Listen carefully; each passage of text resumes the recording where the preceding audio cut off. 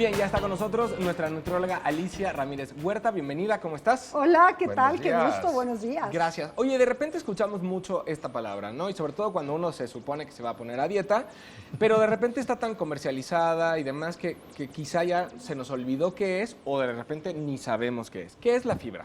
Fíjate que la fibra es aquella parte de los alimentos, por supuesto de vegetales, que puede ser de los frijoles, de los cereales integrales, frutas, verduras, etcétera.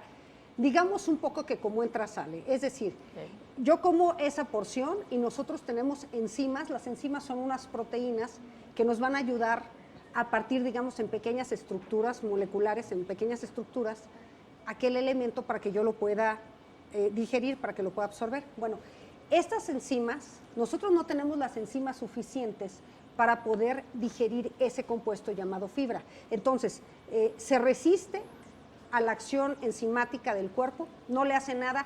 Y bueno, en el colon, en el intestino grueso, por efecto de la microbiota de las bacterias, ya saben que hemos hablado que tenemos bacterias en el intestino, pueden algunas de ellas ser fermentadas. Entonces, en conclusión, lo que entra no se digiere y sale.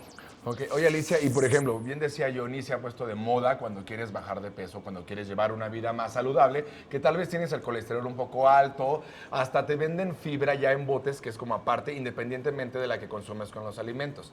¿Cuáles son los beneficios del consumir fibra, ya sea directo a los alimentos o estos suplementos que te venden?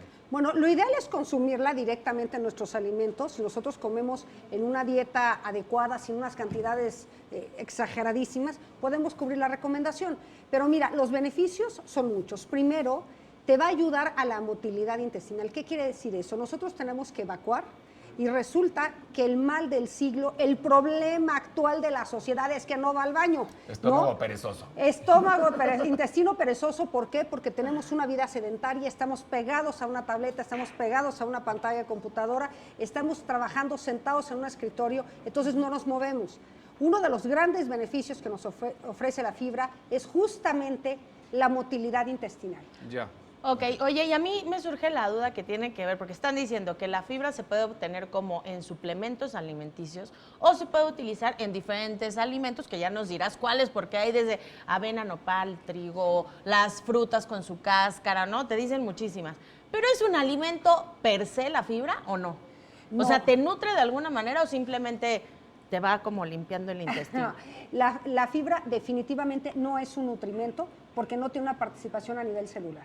No es un nutrimento, pero es un elemento indispensable en nuestra dieta, indispensable. Órale. Porque además de lo que decía de la motilidad intestinal, tiene muchísimos otros beneficios como disminuir los niveles de colesterol, disminuir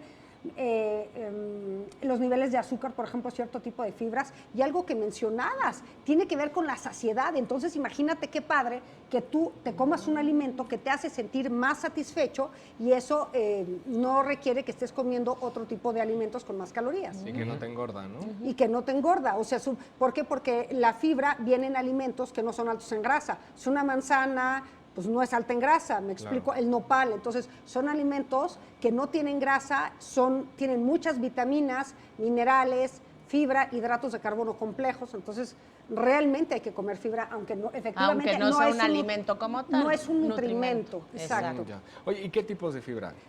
Muy buena pregunta. Hay dos tipos de fibra básicamente que serían solubles e insolubles. Esto se refiere a su capacidad de ser solubles en agua. Okay. Ustedes se han de acordar, por ejemplo, que cuando licuamos un nopal en agua, ¿qué pasa? Se separa el agua de la baba. Se hace baboso, se hace baboso. Hay que licuarlo más para superior, que se pueda ¿no? cortar o sea, la fuerza centrífuga con una vueltita más ya corta, pero si lo sirves tal cual tiene mucha baba. Tiene mucha baba. Bueno, justamente esa baba, eso que tiende a ser un gel, es una fibra hidrosoluble, es una fibra soluble en agua. Okay. Entonces, este es un ejemplo de cómo tenemos fibras solubles, ¿no? Un ejemplo perfecto.